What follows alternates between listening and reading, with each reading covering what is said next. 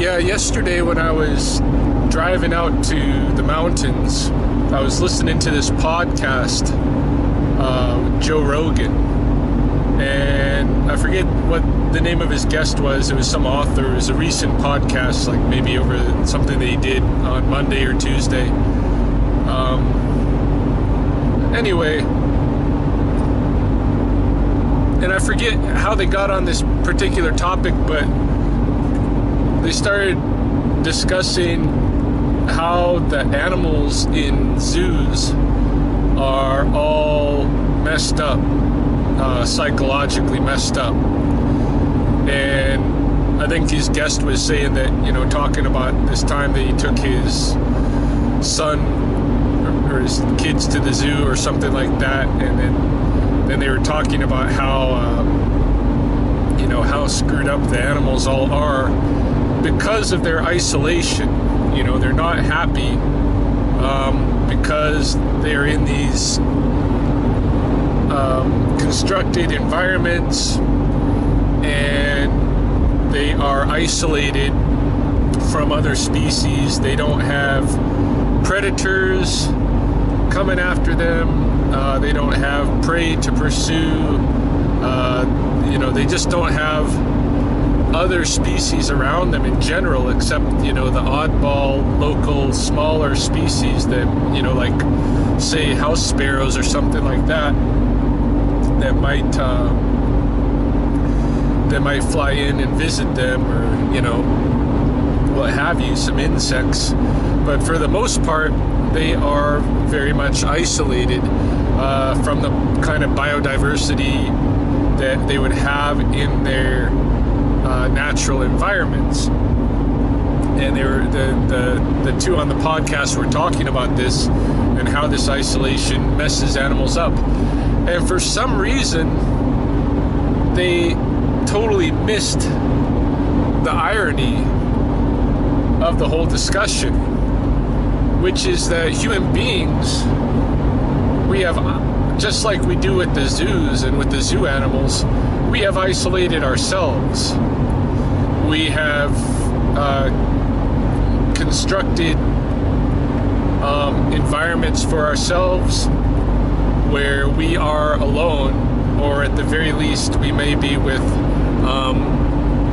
species like dogs and cats that we have developed these very close relationships with. But we have also tried to remove ourselves from the biodiversity. And in fact, when the biodiversity kind of intrudes into our constructed environments, we make lots of efforts to destroy it.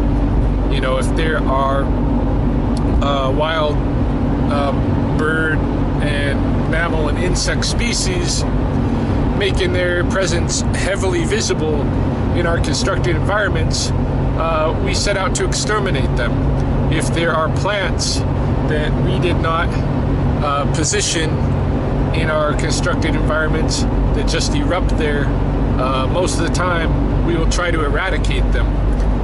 This is in a manner we have Enzooed ourselves.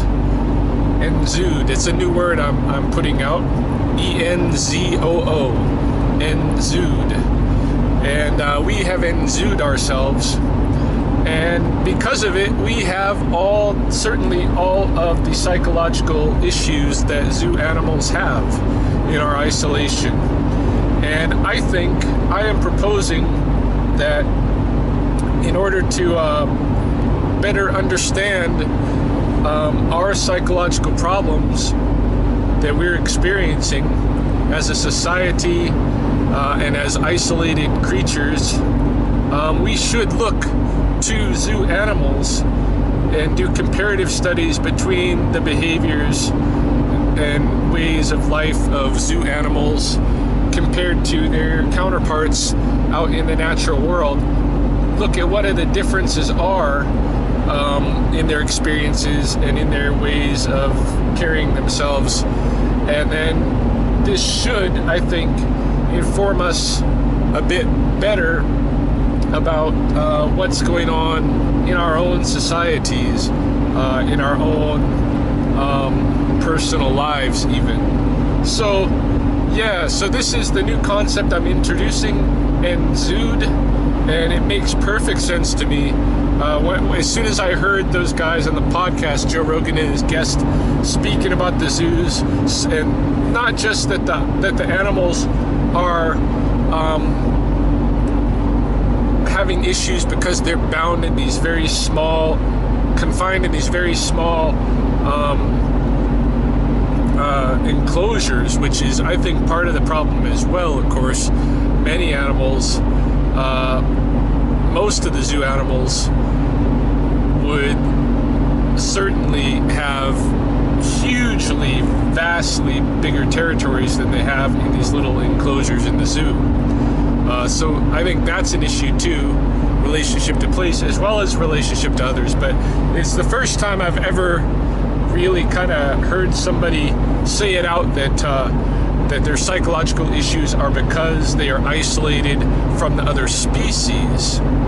And I think that's very true. Certainly I see it in domestic animals or domesticated animals, animals in captivity in general, even rescue animals from the wild that have to come live in captivity. They do have issues, and I think it is in part because of the weird constructed confines, and certainly in part because they are removed from the biodiversity, from the other species. I was glad to hear them say that, but it immediately brought my mind to ourselves and how we have enzooed ourselves and our way of life.